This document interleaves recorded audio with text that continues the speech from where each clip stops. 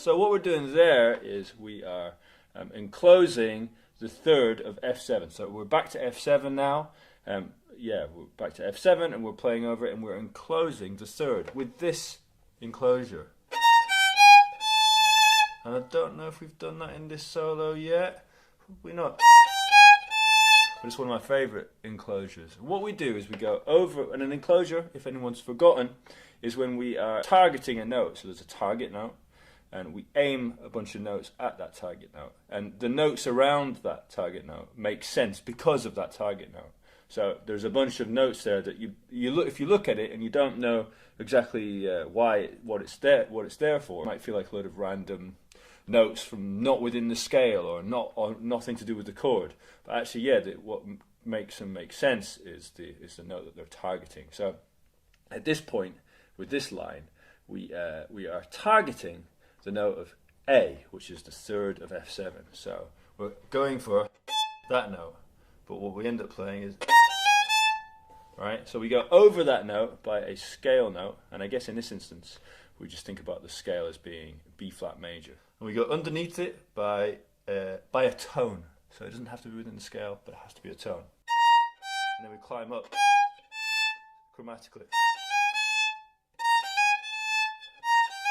If you just played those notes on their own without the A, it would actually sound a bit like, what's going on, right? But or played them in different orders, it just wouldn't make any sense with that chord, with that chord, that F7 chord.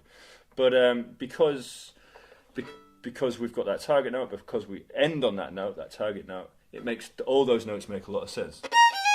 And you can do that, and I've done this with a lot with my practice club, jazz violin practice club people. You can do that with the B flat, the whole of the B flat major scale. So you can take that pattern and you can enclose all the notes of the B flat major scale. The pattern being over by a scale note, under by a tone, and climb up chromatically to the note, right?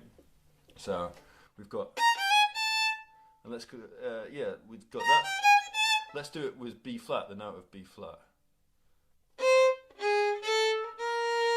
That would be doing it with B flat. We go over it by a scale note, which is C, right? We're aiming for B flat, so we play C. We go under it by a tone, which is A flat, and then we climb up, right? We can do it with all the rest of the notes in B flat major. I'm going to do it real slow, and maybe you can practice along. 1, 2, 3, 4.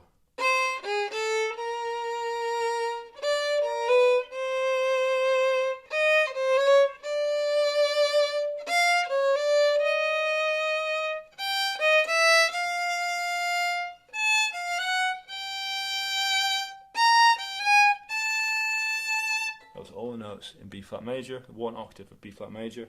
I was using that enclosure over all of it. So that's how you can take that piece of material that we just looked at, that first little piece of material, and you can use it all the way through the scale. And then if you practice that, you can end up really understanding a lot more when you're transcribing music, because you'll hear that sort of thing coming up all the time, and you go, oh, wait a minute, that's an enclosure, and I can play that enclosure. So it's an important thing to be able to do, I think. I really enjoy practicing in that way, taking those enclosures and putting them through major scales.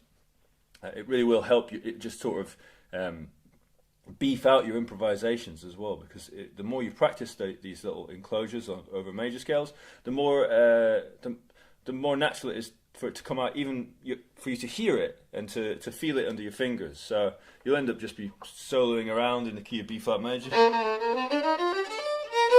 Oh, did it? There you go. And you're not thinking about it, right? I'm not thinking, oh, okay, I've got to do that enclosure. I just know that it's probably going to happen because my fingers are happy to do it.